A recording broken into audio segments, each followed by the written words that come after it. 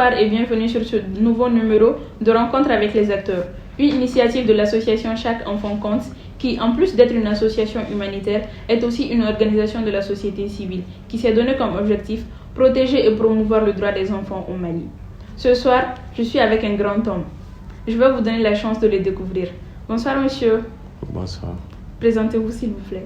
Je suis Mohamed Diawara, président de l'association Un Simple Geste, vice-président du CNJ Calaban, également président d'honneur de l'association Faso de Nkano et secrétaire général du collectif Jama Commune, section Commune 5, ancien président coordinateur de l'association des élèves, étudiants et stagiaires maliens, la section d'Alger, également coordinateur mondial ex-coordinateur mondial du MGA Intellect, Mouvement pour une jeunesse africaine intellectuelle. D'accord, c'est intéressant. Parlez-nous de votre association, s'il vous plaît. Donc, l'association Un Simple Geste est une nouvelle association qui a été portée sous les fonds baptismaux en janvier récent. C'est une association humanitaire à but non lucratif qui a pour objectif d'aider les personnes démunies et aussi venir en assistance aux enfants de la rue. Attendez par enfants de la rue, les enfants vivant seuls dans la rue ou vivant avec leur famille dans la rue, soit les enfants travaillant dans la rue avec un foyer, soit les enfants avec un foyer qui passent l'essentiel de leur temps dans la rue. Et nous faisons aussi la promotion de la bonne action. D'accord. Vous avez dit que c'est une nouvelle association. Depuis sa création, quelles sont les activités que vous avez eu à mener? Nous avons eu à mener plusieurs actions courant 2019. Au compte de Faso de Nkano, nous avons fait des dons à l'endroit des enfants des soldats tombés sur les champs de l'honneur. L'opération a été nommée SOS Enfants Soldats. Cette activité a été mise en œuvre en consortium avec une quinzaine d'associations de la place. Aussi, nous avons eu à visiter les enfants de l'hôpital Gabriel Touré et procéder à des dons, ainsi que l'hôpital Luxembourg. Cette dernière activité était en consortium avec l'association Chaque Enfant Compte du Mali. Aussi, nous avons eu à faire plusieurs dons au Garbal de Faladier. Suite à l'incendie qui s'est déclenché l'année dernière là-bas, donc il y a eu un élan de solidarité de la part de plusieurs associations et ONG de la place. Donc nous avons eu à faire un dispatching de l'eau potable à plusieurs familles au Garbal. Aussi nous avons fait le don à la pouponnière de Niamana. Et aussi notre activité phare qu'on le fait chaque année, c'est l'opération Ramadan. C'est-à-dire qu'on avait l'habitude de faire à la Tour d'Afrique avec 5 à 6 associations. Souvent ça monte et ça descend. Donc cette année, l'année dernière plutôt, la situation Covid et la situation des déplacés internes nous a obligés de délocaliser les dons au Garbal de Faladier et faire les dons aussi dans des familles, dans des quartiers vraiment en situation de difficulté. Et aussi, on a fait une opération d'aide aussi à une personne, un Malien qui se nomme Idrissa. Donc, opération prothèse pour Idrissa. Cette activité nous a vraiment beaucoup marqué. Il s'agissait de récolter l'argent de la prothèse pour les jeunes Idrissa qui se trouvent actuellement en Tunisie. Dieu merci, Dieu faisant bien les choses, on a pu récolter plus de 8 000 euros. Donc, qu'on a fait don à la famille d'Idrissa pour subvenir à ses besoins. Donc, Dieu merci, il a été opéré, il est en rééducation, bientôt il sera parmi nous ici au Mali. Voilà, ça c'est entre autres les activités qu'on a eu à mener en consortium et seul aussi. D'accord. Avez-vous des collaborateurs, c'est-à-dire des partenaires avec qui vous collaborez? Oui, nous avons des partenaires. Notre premier partenaire déjà, c'est nos proches, nos parents. C'est-à-dire nous mettons l'accent sur les collègues de proximité.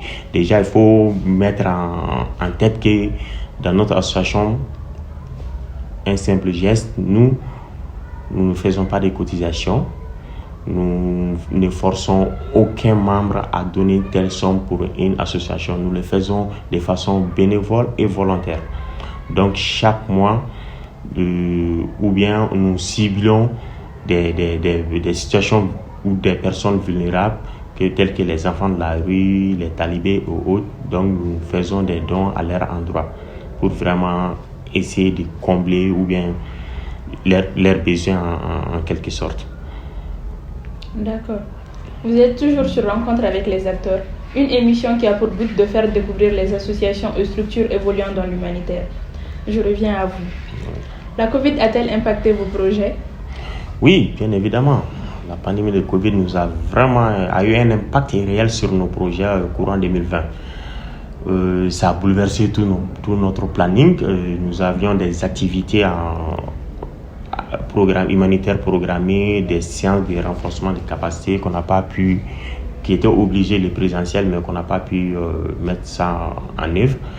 Aussi, l'organisation même de l'association a été impactée également. C'est-à-dire, nous faisions des réunions mensuelles. Nous étions obligés de les tenir sur des plateformes digitales en ligne. Donc, il y a eu ça également pendant la mise en œuvre de certaines de nos activités que j'ai citées tantôt. On réduisait le nombre d'acteurs sur le terrain et tout en respectant les mesures barrières. D'accord. Mohamed, étant un activiste polyvalent, je le redis, oui. Quel est le message que vous aimeriez faire passer? Les messages, en tant qu'activiste, j'ai plusieurs messages à faire passer. Des messages à faire passer. Le premier, c'est à l'endroit des hautes autorités. C'est-à-dire, il y a eu des actions à l'endroit des enfants pour contrer la pandémie de la Covid, mais je les exhorte toujours à prendre des décisions en quoi ces décisions-là c'est-à-dire respecteront les droits des enfants après la fin de la pandémie. Ça, c'est le premier message. Le deuxième message est à l'endroit de mes camarades humanitaires, que ce soit associations œuvrant au Mali dans le domaine de l'humanitaire, ONG ou tout autre particulier qui le font, c'est d'amplifier nos efforts pour vraiment former une sorte de corridor de solidarité pour contrer vraiment toute situation vulnérable qui va impacter notre milieu social. Et mettre l'accent sur la collaboration. On a l'expérience de cela, ça nous a montré vraiment qu'on peut être plus fort à plusieurs qu'à seul. Donc c'est ce message que j'ai à faire passer à nos camarades et les inviter, si vous me le permettez, les inviter à visiter vraiment les endroits tels que les hôpitaux, les sites des déplacés des Faladières et autres sites à Niamana, les pouponnières, les orphelinats, pour voir vraiment, ou bien considérer les talibés ou bien les enfants de la rue, pour vraiment essayer qu'on puisse vraiment faire une synergie d'action pour leur aider venir en aide plutôt. D'accord. Okay. Quelles sont vos impressions sur notre émission Rencontre avec les acteurs? Les impressions sont bonnes, sont positives. Sont vraiment positives. Tout d'abord, je félicite l'initiative qui a été vraiment un espace d'échange entre nous acteurs et qui nous permet à nous d'échanger et d'exposer nos idées et nos actions. Et vraiment faire un plaidoyer à l'endroit de tout un chacun, tout Malien, tout citoyen du monde à emprunter nos pas.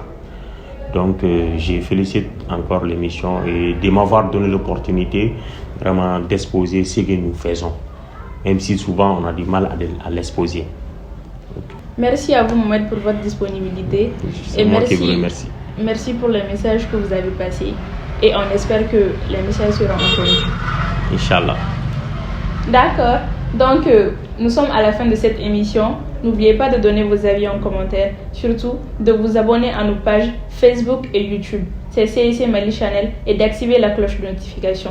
Donc, je vous donne rendez-vous dans 2 dimanches. À bientôt. À bientôt.